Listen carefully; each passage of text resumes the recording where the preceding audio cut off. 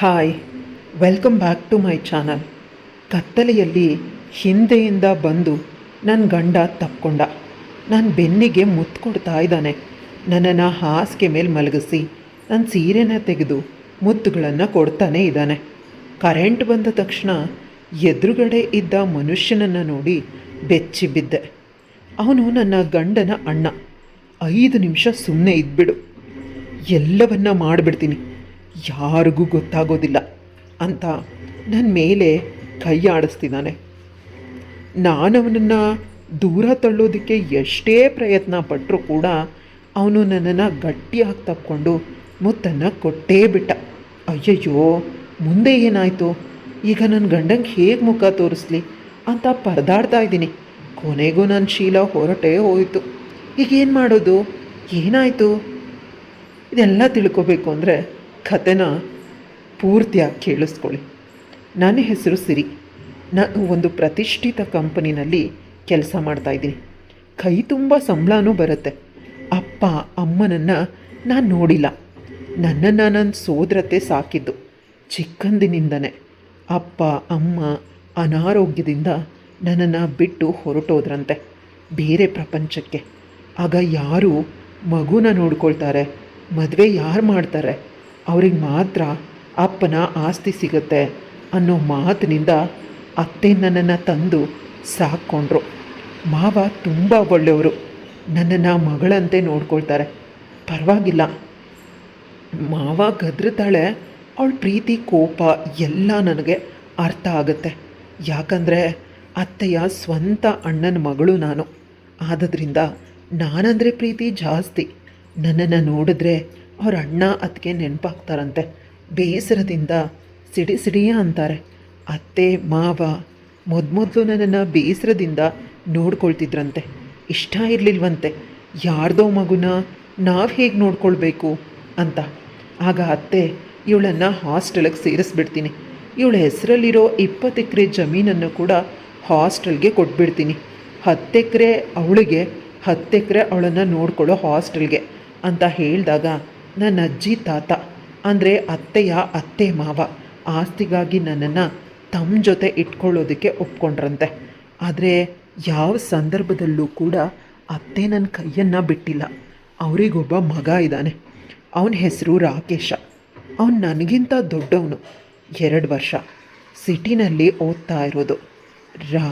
ರಜಕ್ಕೆ ಬಂದಾಗ ವಿಚಿತ್ರವಾಗಿ ನನ್ನನ್ನು ನೋಡ್ತಿರ್ತಾನೆ. ಅವನಿಗೆ ಕೋಪ. ಅವನ ಅಪ್ಪ ಅಮ್ಮ ನನ್ನನ್ನು ತುಂಬ ಪ್ರೀತಿಯಿಂದ ನೋಡ್ಕೊಳ್ತಿದ್ದಾರೆ.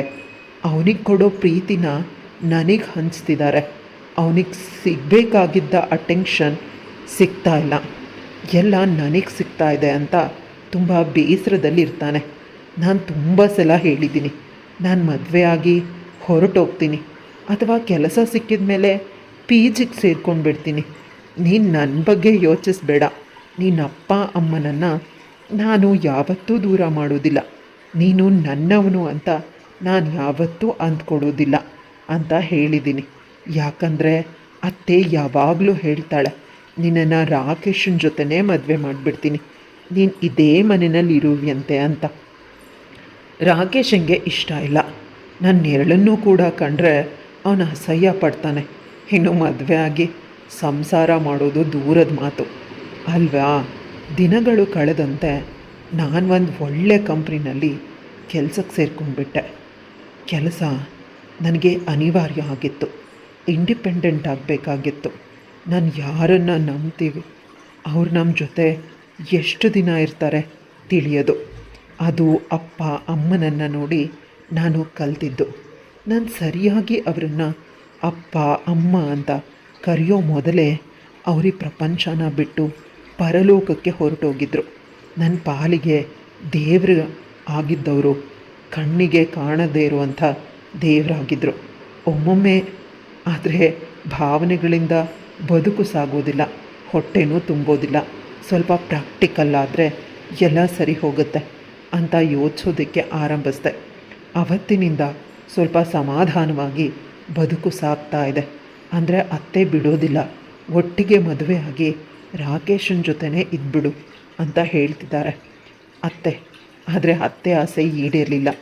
ಯಾಕೆ ಅಂದರೆ ಇವತ್ತು ಭಾನುವಾರ ಸ್ವಲ್ಪ ಲೇಟಾಗಿ ಹೇಳೋಣ ಅಂತ ಮಲಗಿದೆ. ಆಗ ಅತ್ತೆಯ ಕಿರ್ಚೋ ಧ್ವನಿ ಕೇಳಿಸ್ತು. ಭಯದಿಂದ ಓಡೋದೆ. ಅಜ್ಜಿಗೆ ಹುಷಾರಿಲ್ಲ, ಅವ್ರಿಗೇನಾದರೂ ಆಗಿರಬಹುದು ಅಂತ.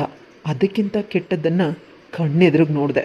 ರಾಕೇಶ ಯಾವುದೋ ಸುಂದರವಾದ ಹುಡುಗಿನ ಕರ್ಕೊಂಡು ಬಂದಿದ್ದಾನೆ. ಇಬ್ಬರು ಹಾರಗಳನ್ನು ಹಾಕ್ಕೊಂಡಿದ್ದಾರೆ, ಮದುವೆ ಬಟ್ಟೆನೂ ಹಾಕಿದ್ದಾರೆ. ಅಂದರೆ ಇವ್ರ ಮದುವೆ ಆಗಿರ್ಬೋದು ಅಂತ ಅನಿಸುತ್ತೆ. ರಾಕೇಶ್ ಹೇಳ್ತಾನೆ ಅವ್ರ ಅಪ್ಪ ಅಮ್ಮನ ಬಳಿ, ನನಗಿಲ್ಲಿ ಇವಳ ಜೊತೆ ಮದುವೆ ಮಾಡಿ ಸಾಯೋವರೆಗೂ ಇವಳನ್ನು ಜೊತೆನಲ್ಲಿ ಇಟ್ಕೊಂಡು ಬಿಡ್ತೀರಾ, ನಂತರ ನನ್ನನ್ನು ಬಿಟ್ಟು ಬಿಡ್ತೀರಾ. ನನ್ನ ಮನೆಯಲ್ಲಿ ನಾನೇ ಅಪರಿಚಿತ, ನಾನು ಬೇರೆಯವಳನ್ನು ಮದುವೆ ಆಗಿಬಿಟ್ರೆ ಇವಳಿಲ್ಲಿಂದ ತೊಲಗು ಹೋಗ್ತಾಳೆ, ನೆಮ್ಮದಿಯಾಗಿ ನನ್ನ ಅಪ್ಪ ಅಮ್ಮ ನನಗೆ ಸಿಗ್ತಾರೆ ಅಂತ ಅವ್ನು ಕಣ್ಣೀರು ಹಾಕ್ತ. ಅವನ ಮನಸ್ಸಲ್ಲಿ ನನ್ನ ಮೇಲೆ ಅಷ್ಟೊಂದು ಕೋಪ, ನೋವಿದೆ. ಆದರೆ ಅದು ಯಾವುದಕ್ಕೂ ನಾನು ಕಾರಣ ಅಲ್ಲ. ಅತ್ತೆ ವಿಧವಾಗಿ ಹೇಳ್ತಿದ್ದಾಳೆ. ಅವ್ನು ಕೇಳೋ ಪರಿಸ್ಥಿತಿನಲ್ಲಿ ಇಲ್ಲ. ಆ ಹುಡುಗಿ ಸೈಲೆಂಟಾಗಿ ನಿಂತಿದ್ದಾಳೆ. ಅವಳಿಗೆ ಇವುಗಳ ವಿಷಯದಲ್ಲಿ ಯಾವುದೇ ಆಸಕ್ತಿನೂ ಇಲ್ಲ. ಯಾವಾಗ ನಾನು ಕೂತ್ಕೋತೀನೋ ಅನ್ನೋ ಮನಸ್ಥಿತಿನಲ್ಲಿ ಇದ್ದಾಳೆ. ಮಾವ ಕೂಡ ಅವನ ಕೈನ ಹಿಡ್ಕೊಂಡು, ನೀನು ಹೇಗಿದ್ರೂ ಮದುವೆ ಮಾಡ್ಕೊಂಡು ಬಂದೆ, ಪರವಾಗಿಲ್ಲ, ಕೊನೆ ಪಕ್ಷ ಅವಳು ಮದುವೆ ಮಾಡೋವರ್ಗ ನೀನು ನಮ್ಮ ಜೊತೆ ಇದ್ಬಿಡು ಅಂತ ಹೇಳಿದ್ರು. ಅವನು ಏನು ತಾನು ಮದುವೆ ಆಗಿದ್ದು ಹೊಸ ಹುಡುಗಿನ ರೂಮಿಗೆ ಕರ್ಕೊಂಡು ಹೋಗಿ ಬಾಗಿಲನ್ನು ಗಟ್ಟಿಯಾಗಿ ಹಾಕ್ಕೊಂಡ. ಇತ್ತ ಅತ್ತೆ ಮಾವ ಕೆಳಗೆ ಕುಸ್ತು ಹೋದರು. ನಾನವ್ರಿಗೆ ಸಮಾಧಾನ ಮಾಡಿದೆ. ಯಾವುದೇ ಕಾರಣಕ್ಕೂ ಬೇಸರ ಮಾಡ್ಕೋಬೇಡಿ, ನಾನು ನಿಮಗೆ ಮಗ ಕೂಡ ಮಗಳು ಕೂಡ. ಅವನು ಮಾಡಿದ್ದು ಸರಿ. ಅವನಿಗೆ ಸಿಗಬೇಕಾದ ಪ್ರೀತಿನ ನೀವು ತಂದೆ ತಾಯಿ ಇಲ್ಲದ ಮಗು ಅಂತ ನನಗೆ ಕೊಟ್ಟಿದ್ದೆ. ಅದವನಿಗೆ ಅರ್ಥ ಆಗಲಿಲ್ಲ ಸರಿಯಾಗಿ. ಮಾವ, ನೀನು ಯಾರಿಗಾದರೂ ತೋರಿಸಿ ನನ್ನನ್ನು ಮದುವೆ ಮಾಡಿ ಕಳಿಸು, ನಾನು ಹೋಗ್ತೀನಿ. ಇನ್ನು ನಾನು ಇಲ್ಲಿದ್ದು ನಿಮಗೆ ಕಷ್ಟ ಕೊಡೋ ಪರಿಸ್ಥಿತಿನಲ್ಲಿಲ್ಲ ಅಂದಾಗ ಎಲ್ಲರೂ ನನ್ನನ್ನು ಗಟ್ಟಿಯಾಗಿ ತಪ್ಕೊಂಡು ಅಳ್ತಿದ್ದಾರೆ. ವಾರದಲ್ಲೇ ನನಗೆ ಮಾವ ಹುಡುಗನನ್ನು ಗೊತ್ತು ಮಾಡಿದರು. ಬ್ರೋಕರ್ ಕಡೆಯಿಂದ. ಹುಡುಗ ಸಾಫ್ಟ್ವೇರ್ ಇಂಜಿನಿಯರ್, ಒಳ್ಳೆ ಕಂಪ್ನಿನಲ್ಲಿ ಕೆಲಸ ಮಾಡ್ತಿದ್ದಾನೆ. ಒಬ್ಬ ಅಣ್ಣ ಕೂಡ ಇದ್ದಾನೆ. ಅವನಿಗೂ ಮದುವೆ ಆಗಿ ಮಕ್ಕಳಿದ್ದಾರೆ. ಅಪ್ಪ ಅಮ್ಮ ಇಲ್ಲ. ಅತ್ತೆ ಇಲ್ಲದ ಮನೆಯಲ್ಲಿ ರಾಣಿಯಾಗಿರಬಹುದು.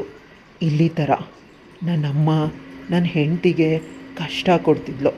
ನಿನಗೆ ಅಲ್ಲಿ ಕಷ್ಟ ಕೊಡೋದಕ್ಕೆ ಯಾರೂ ಇರೋದಿಲ್ಲ.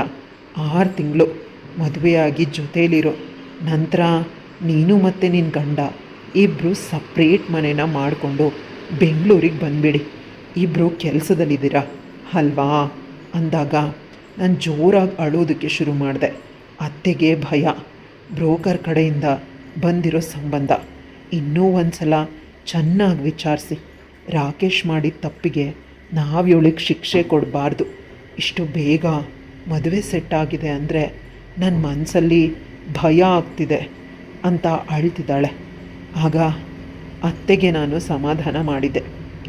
ನೀವು ನಾನು ಇಲ್ಲೇ ಇರ್ತೀನಿ ಅಂತ ಅಂದ್ಕೊಂಡು ಈಗ ಹೋಗ್ತೀನಿ ಅಂತ ಬೇಸರ ಮಾಡ್ಕೋಬೇಡಿ.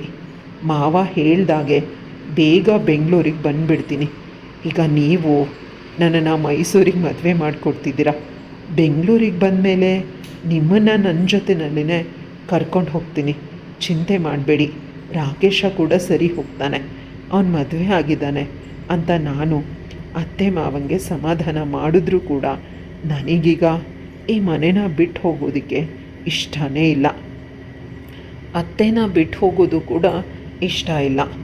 ಮದುವೆ ಹುಡುಗನ ಬಗ್ಗೆ ಭಯಕ್ಕಿಂತ ಬೇಸರ ಜಾಸ್ತಿ. ನಾನಿರೋ ಜಾಗದಿಂದ ಕದಲೋದಕ್ಕೆ ಕೂಡ ಇಷ್ಟ ಇಲ್ಲ. ಏನು ಮಾಡಬೇಕು ಅಂತ ಗೊತ್ತಾಗ್ತಾನೇ ಇಲ್ಲ. ದೇವರು ಮಾಡ್ದಂತಾಗಲಿ ಅಂತ ಮನಸ್ಸನ್ನು ಗಟ್ಟಿ ಮಾಡಿಕೊಂಡೆ. ಮದುವೆನ ಅತ್ತೆ ಮಾವ ತುಂಬ ಗ್ರ್ಯಾಂಡಾಗಿಯೇ ಮಾಡಿಕೊಟ್ರು. ಅವರಿಗೆ ಸ್ವಂತ ಮಕ್ಕಳಿದ್ರೂ ಕೂಡ ಇಷ್ಟೊಂದು ಚೆನ್ನಾಗಿ ಮದುವೆ ಮಾಡ್ತಿರ್ಲಿಲ್ಲ. ನನಗೆ ತುಂಬಾ ಖುಷಿಯಾಯಿತು. ಕೊನೆ ಪಕ್ಷ ಅವ್ರು ನನ್ನ ಕನ್ಯಾದಾನ ಆದರೂ ಮಾಡಿದ್ರಲ್ಲ. ಹುಡುಗ ಪರವಾಗಿಲ್ಲ ನೋಡೋದಕ್ಕೆ, ಆದರೆ ಅವನು ನನ್ನ ಕಡೆ ಜಾಸ್ತಿ ಗಮನನೇ ಹರಿಸ್ತಾ ಇಲ್ಲ. ಅವನ ಅಣ್ಣ ಅಂದರೆ ನನ್ನ ಭಾವ ಮತ್ತು ಅವನ ಹೆಂಡತಿ ನನ್ನ ಕಡೆ ತುಂಬ ಗಮನ ಹರಿಸ್ತಿದ್ರು. ಹುಡುಗನಿಗೆ ಸ್ವಲ್ಪ ನಾಚಿಕೆ ಏನು. ಹೇಗಿದ್ದರೂ ನಾನು ಅವನನ್ನು ಸರಿ ಮಾಡೇ ಮಾಡ್ತೀನಿ. ಅವನೇ ನನ್ನ ಸರ್ವಸ್ವ. ಅಂದ್ಕೊಂಡು ಬದುಕಿಬಿಡ್ತೀನಿ. ನನ್ನ ಪ್ರೀತಿಗೆ ಸರಿಯಾದ ಬೆಲೆ ಸಿಗುತ್ತೆ. ನಾನು ಬೆಂಗಳೂರ ಬ್ರಾಂಚಿಂದ ಮೈಸೂರು ಬ್ರಾಂಚ್ಗೆ ಟ್ರಾನ್ಸ್ಫರ್ ತಗೊಂಡೆ ಕೆಲಸಕ್ಕೆ.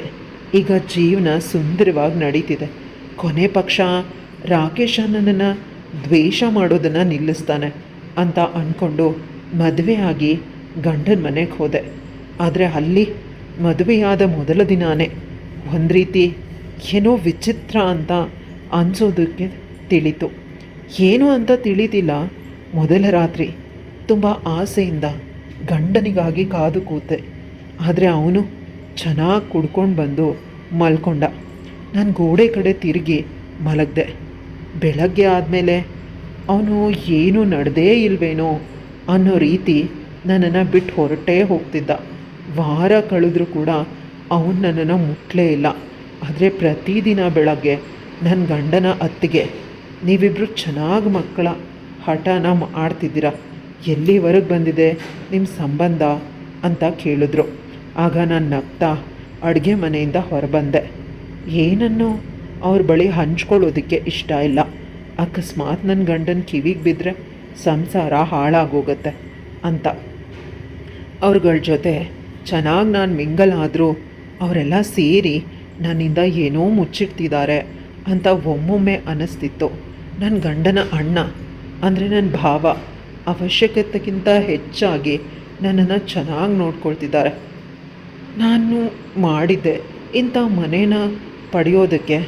ಆದರೆ ಗಂಡನ ವಿಷಯನ 2 ದಿನ ನೋಡಿ ಎಲ್ಲನೂ ಅತ್ತೆಗೆ ಹೇಳಿಬಿಡ್ತೀನಿ. ನನ್ನ ಗಂಡ ಪ್ರತಿದಿನ ಇದೇ ರೀತಿ ಮಾಡ್ತಾನೆ ಅಂತ ಇವ್ರ ಬಳಿ ಹೇಳೋದಕ್ಕೆ ನನಗೆ ಮುಜುಗರ ಅಂತ ಅಂದ್ಕೊಂಡು ರೂಮ್ಗೆ ಹೋದೆ. ಇಂದು ಕೂಡ ಅದೇ ರೀತಿ ಆಯಿತು. ಆದರೆ ಬೆಳಗ್ಗೆ ನಾನು ಹೇಳೋದು ಒಳಗಡೆ ನನ್ನ ಗಂಡ ಪಕ್ಕದಲ್ಲಿ ಇರಲಿಲ್ಲ.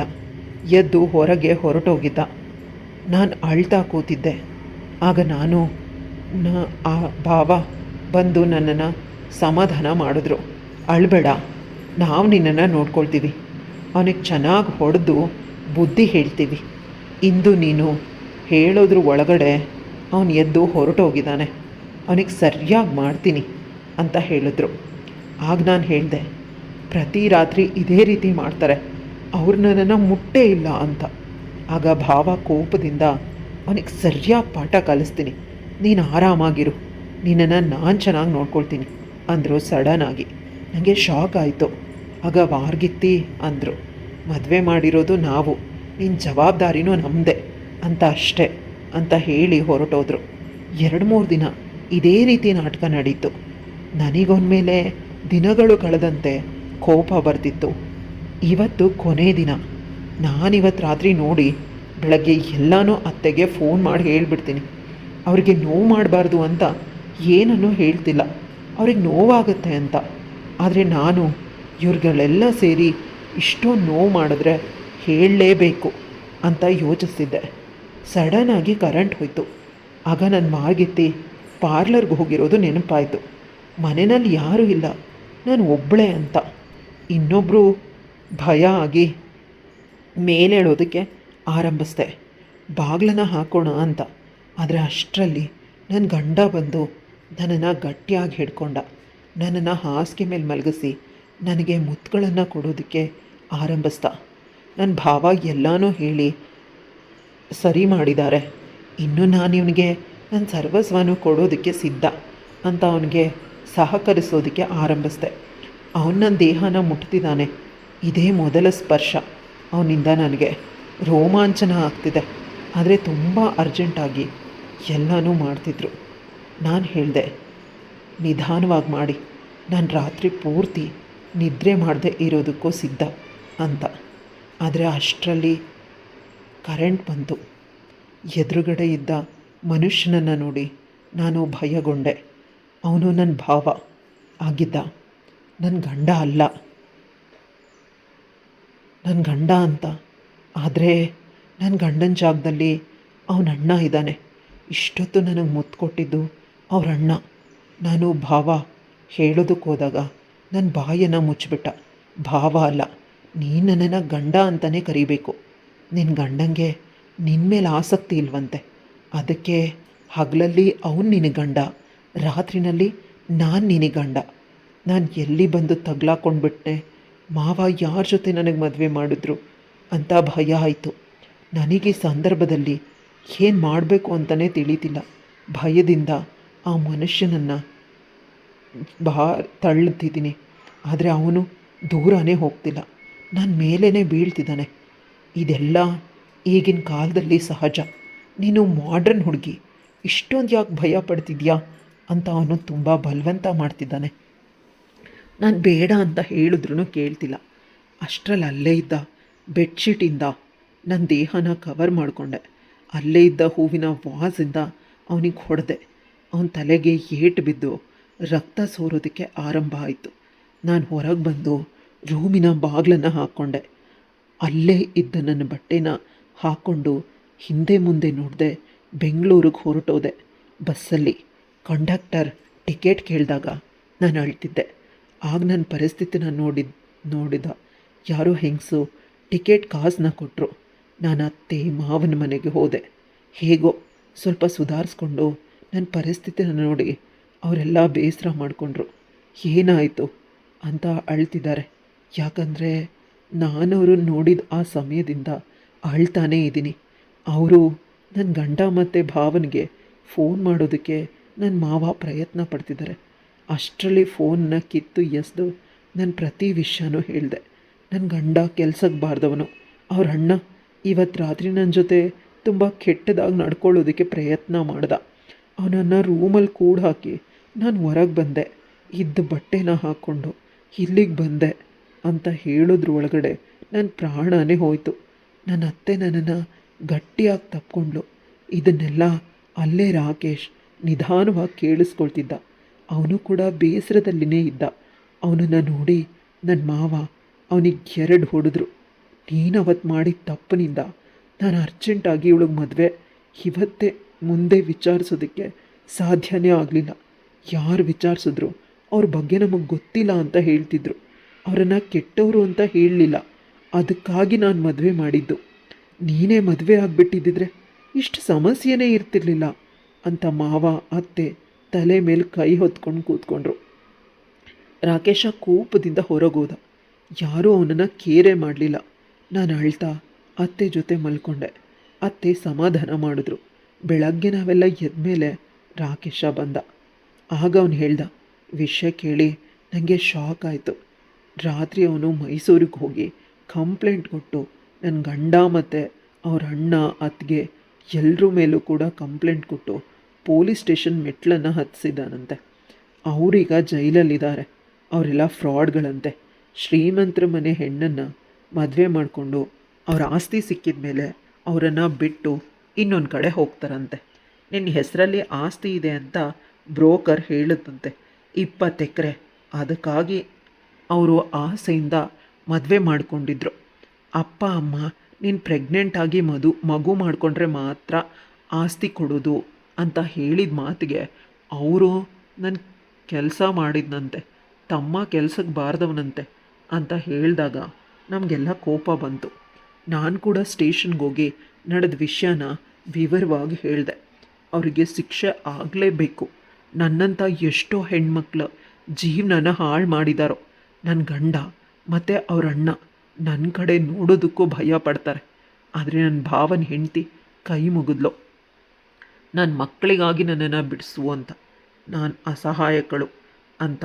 ಯಾಕಂದರೆ ಒಳಗಿದ್ದಾರೆ ಮಕ್ಕಳು. ಅದಕ್ಕಾಗಿ ಕಂಪ್ಲೇಂಟ್ನಿಂದ ಅವಳ ಹೆಸರನ್ನು ತೆಗೆದೆ. ಅವಳು ಕೆಟ್ಟವಳು ಅಂತ ಗೊತ್ತು, ಆದರೆ ಆ ಮಕ್ಕಳು ಅನಾಥರಾಗಬಾರ್ದು ಅಂತ 6 ತಿಂಗಳು ಕಂಟಿನ್ಯೂಸ್ ಆಗಿ ಕೇಸ್ ನಡೀತು. ನಂತರ ಅವ್ರಿಗೆಲ್ಲ 5 ವರ್ಷ ಶಿಕ್ಷೆಯಾಗಿ ದಂಡ ಕೂಡ ಕಟ್ಟಬೇಕು ಅಂತ ಕೋರ್ಟಲ್ಲಿ ತೀರ್ಮಾನವೂ ಆಯಿತು. ಅಷ್ಟೇ, ನಾನು ನೆಮ್ಮದಿಯಿಂದ ಉಸಿರು ಬಿಟ್ಟೆ. ನಾನು ಅತ್ತೆ ಮಾವ ರಾಕೇಶ್ ಕೋರ್ಟಿಂದ ಹೊರಗೆ ಬಂದ್ವಿ.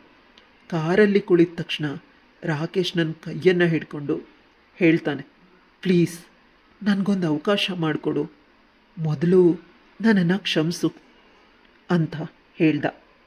ಯಾಕಿದೆಲ್ಲ ಅಂತ ಪ್ರಶ್ನೆ ಮಾಡಿದಾಗ, ನನ್ನನ್ನು ಮದುವೆ ಆಗ್ತೀಯಾ, ನನಗೊಂದು ಹೊಸ ಬದುಕು ಕೊಟ್ಟು ನನ್ನ ಮನೆಯಲ್ಲೇ ಇರ್ತೀಯಾ ಅಂತ ಕೇಳ್ದ. ಅತ್ತೆ ಮಾವನ ಬಳಿ ನೋಡಿದಾಗ ಮೊದಲೇ ಈ ವಿಷಯ ತಿಳಿದಿದೆ ಅನ್ನೋ ರೀತಿಯೇ ಇತ್ತು. ರಾಕೇಶ್ ನಿನ್ನ ಹೆಂಡ್ತಿ ಅಂತ ಏನೋ ಹೇಳೋದಕ್ಕೆ ಹೋದಾಗ ಅತ್ತೆ ಹೇಳ್ತಾರೆ ಅವನಿಗೂ ಅವನ ಹೆಂಡತಿ ಜೊತೆ ಡೈವೋರ್ಸ್ ಆಗಿದೆ. ಮದುವೆಯಾದ ದಿನದಿಂದನೂ ಇಬ್ರಿಗೂ ಜಗಳ. ಅವನು ಒಂದು ದಿನಾನೂ ಅವಳ ಜೊತೆ ನೆಟ್ಟಗೆ ಸಂಸಾರ ಮಾಡಿಲ್ಲ. ನೀನು ಮದುವೆಗೆ ಒಪ್ಕೊಂಡ್ರೆ ನಾನು ಮಾವ ರಾಕೇಶ ಸಾಯೋವರೆಗೂ ನಿನಗೆ ಚಿರಋಣಿಯಾಗಿ ಇರ್ತೀವಿ ಅಂತ ಅತ್ತೆ ನನ್ನ ಹಣೆಗೆ ಮುತ್ತು ಕೊಟ್ಟು ಕೆಳಗಿಳಿದ್ರು. ನಾನು ಮತ್ತು ನಿನ್ನ ಮಾವ ಟ್ಯಾಕ್ಸಿನಲ್ಲಿ ಬರ್ತೀವಿ, ನೀವಿಬ್ಬರು ಸರಿಯಾಗಿ ಮಾತಾಡ್ಕೊಳ್ಳಿ ಅಂತ. ಆಗ ನನಗೆ ನಿಜವಾಗ್ಲೂ ಕನ್ಫ್ಯೂಷನ್ ಆಯಿತು. ಬರ್ತಿರೋ ಸಂತೋಷನ ಹೇಗೆ ತಡ್ಕೋಬೇಕು ಅಂತ ತಿಳಿಲೇ ಇಲ್ಲ. ರಾಕೇಶ್, ನಾನು ನಿನಗೆ ಸೂಟ್ ಆಗ್ತೀನಿ, ನಾನು ಹಳ್ಳಿ ಹುಡುಗಿ ರೀತಿ, ನೀನು ತುಂಬ ಸ್ಟ್ಯಾಂಡರ್ಡ್ ಆಗಿರೋ ಮನುಷ್ಯ, ನಾನು ತುಂಬ ಲೋ ಕ್ಲಾಸ್ ಅಂತ ಹೇಳ್ತಿರ್ಬೇಕಾದಾಗ ರಾಕೇಶ ನಿನಗೆ ನಾನು ಇಷ್ಟನೋ ಇಲ್ವೋ ಅಂತ ಹೇಳು, ಇವುಗಳ ಬಗ್ಗೆ ಅನಗತ್ಯವಾಗಿ ಚರ್ಚೆ ಮಾಡಬೇಡ ಅಂತ ಕೋಪ ಮಾಡಿಕೊಂಡ. ಆಗವಳು ಒಂದು ಕ್ಷಣ ಕಣ್ಣು ಮುಚ್ಕೊಂಡ್ಳು. ನಾನು ಚಿಕ್ಕಂದಿನಿಂದ ಇಷ್ಟಪಟ್ಟಿದ್ದು ರಾಕೇಶ್ನನ್ನೇ. ರಾಕೇಶ್ ಅಸಹ್ಯಪಟ್ಟರು ಕೂಡ ನಾನದನ್ನು ಪ್ರೇಮ ಅಂತಲೇ ಸ್ವೀಕರಿಸಿದ್ದೆ. ಆದರೆ ಅವನು ಮದುವೆ ಆದಾಗ ಜಾಸ್ತಿ ಹೃದಯ ಹೊಡೆದಿದ್ದು ನನಗೆ. ಆದರೂ ಕೂಡ ಹೊಸ ಬದುಕಿಗೆ ಹೊಂದಿಕೊಳ್ಳೋದಕ್ಕೆ ಪ್ರಯತ್ನಿಸಿದೆ. ಇವತ್ತು ರಾಕೇಶ್ ಅವನಾಗವನೇ ನನ್ನನ್ನು ಮದುವೆ ಆಗ್ತೀನಿ ಅಂದರೆ ನಾನು ಯಾಕೆ ಇಷ್ಟೊಂದು ಯೋಚನೆ ಮಾಡ್ತಾಯಿದ್ದೀನಿ ಅಂತ ಅಂದ್ಕೊಳ್ತಾ ಇದ್ದೀನಿ. ಅಷ್ಟರಲ್ಲಿ ಕಾರಿಂದ ಅದು ಆಕೆ ಇಳಿದ ಶಬ್ದವಾಯಿತು. ಅವನು ಹೊರಗೆ ಹೋಗ್ತಿದ್ದಾನೆ. ನಾನು ಕೂಡ ಕಾರಿಂದ ಇಳಿದು ರಾಕೇಶ್ ಬಳಿಗೆ ಓಡಿ ಹೋದೆ. 2 ನಿಮಿಷ ಕಣ್ಣು ಮುಚ್ಕೊಂಡ್ರೆ ನನ್ನನ್ನು ಬಿಟ್ಟು ಹೋಗ್ತೀಯಾ ಅಂತ. ನಿನಗೆ ನನ್ನ ಮೇಲೆ ಕೋಪ ಇರುತ್ತೆ, ನಾನು ಪ್ರೀತಿ ಮಾಡು ಅಂತ ಹೇಗೆ ಹೇಳಲಿ? ನಾನು ನಿನ್ಗೆ ಅಷ್ಟೊಂದು ನೋವು ಮಾಡಿಬಿಟ್ಟಿದ್ದೀನಿ ಚಿಕ್ಕಂದಿನಿಂದ ಅಂತ ಅವನು ಅಲ್ಲೇ ಇದ್ದ ಕಲ್ಲು ಬೆಂಚಿನ ಮೇಲೆ ಕೂತ್ಕೊಂಡ. ಆಗ ನಾನು ಕೂಡ ಅವನ ಪಕ್ಕ ಅವನಿಗೆ ಅಂಟ್ಕೊಂಡು ಕೂತ್ಕೊಂಡೆ. ಅವನು ನನಗೆ ಕಡೆ ತಿರುಗ್ದ. ಏನು ನಿರ್ಧಾರ ಮಾಡಿದೆ ಅಂತ ಕೇಳ್ದ. ಆಗ ನಾನು ಅವನ ತುಟಿಗೆ ಮುತ್ತು ಕೊಟ್ಟೆ. ಅವನು ಕೂಡ ನನ್ನ ಮುತ್ತಿಗೆ ಸಹಕರಿಸ್ದ. ಇಬ್ಬರು ಮುತ್ತನ್ನು ಕೊಡಬೇಕಾದ್ರೆ ಒಬ್ಬರ ಕಣ್ಣುಗಳನ್ನು ಇನ್ನೊಬ್ಬರು ನೋಡ್ಕೊಂಡ್ವಿ. ಆ ಕಣ್ಣುಗಳಲ್ಲಿ ಸತ್ಯ ಇದೆ, ಪ್ರೀತಿ ಇದೆ, ವಿಶ್ವಾಸ ಇದೆ. ಎಲ್ಲಕ್ಕಿಂತ ಹೆಚ್ಚಾಗಿ ಸದ್ಯದಲ್ಲಿ ಇಬ್ಬರ ಕಣ್ಣಿನಲ್ಲಿಯೂ ತೃಪ್ತಿ ಇದೆ. ನನಗೆ ನನ್ನ ಚಿಕ್ಕಂದಿನ ಪ್ರೀತಿ ಸಿಕ್ತು, ಅವನಿಗೆ ಅವನು ಕಳೆದು ಹೋಗಿದ ನೆಮ್ಮದಿ ಸಿಕ್ತು. ನಂತರ ನಾನು ಅವನ ಕೈನ ಹಿಡ್ಕೊಂಡು ಕೇಳಿದೆ, ಅತ್ತೆ ಮಾವ ನನ್ನನ್ನು ಪ್ರೀತಿ ಮಾಡಿದ್ರೆ ನೀನು ಅಸೂಯೆ ಪಡ್ತೀಯಾ ಅಂತ. ಅವನು ಹೇಳ್ದ, ನನ್ನ ಹೆಂಡ್ತಿನ ನನ್ನ ಅಪ್ಪ ಅಮ್ಮ ಇಷ್ಟಪಟ್ಟರೆ ನನಗೆ ತಾನೇ ಖುಷಿಯಾಗೋದು ಮತ್ತೆ ಅಂತ ಏನೋ ಹೇಳೋದಕ್ಕೆ ಹೋದಾಗ ಮೊದಲು ಅಂತ ಹೇಳಿದೆ. ಮೊದಲನೇದನ್ನು ಈಗ ಹೇಳಬೇಡ, ಈಗ ಹೊಸ ಬದುಕು ಅಂತ ಹೇಳ್ದ. ಆದರೂ ಕೂಡ ನಾನು ಅವನು ಹಿಂದೆ ಮಾಡಿದ ವಿಷಯಗಳನ್ನು ಹೇಳಿ ಅದನ್ನು ಮಾತಾಡ್ತಿದ್ದೆ. ಆಗ ರಾಕೇಶ ನಿನಗೆ ಮಾಡ್ತೀನಿ ಅಂತ ಪುನಃ ನನ್ನ ತುಟಿಗಳನ್ನು ಅವನ ತುಟಿಗಳಿಂದ ಲಾಕ್ ಮಾಡ್ದ. ಈಗ ಮಾತಾಡು ಅಂತ ನಿರಂತರವಾಗಿ ಮುತ್ತನ್ನು ಕೊಡ್ತಾನೇ ಇದ್ದ. ಇಬ್ಬರೂ ಒಂದು ಸುಂದರವಾದ ಬದುಕನ್ನು ಕೂಡ ಈ ಪ್ರೀತಿಯ ಮುತ್ತಿನಿಂದ ಕಟ್ತಾ ಇದ್ದೀವಿ ಅನ್ನೋ ನಂಬಿಕೆಯಿಂದ ಇದ್ದೀವಿ. ಕತೆ ಇಲ್ಲಿಗೆ ಮುಗಿಯುತ್ತೆ. ಹೇಗಿತ್ತು ಕತೆ? ಇಷ್ಟ ಆಯಿತಾ? ಇಷ್ಟ ಆಗಿದರೆ ಲೈಕ್, ಶೇರ್, ಕಮೆಂಟ್ ಮಾಡೋದನ್ನು ಮರಿಬೇಡಿ. ಇಂತಹ ಇನ್ನಷ್ಟು ಇಂಟ್ರೆಸ್ಟಿಂಗ್ ಕತೆಗಳಿಗಾಗಿ ನನ್ನ ಚಾನಲ್ನ ಸಬ್ಸ್ಕ್ರೈಬ್ ಮಾಡ್ಕೊಳ್ಳಿ.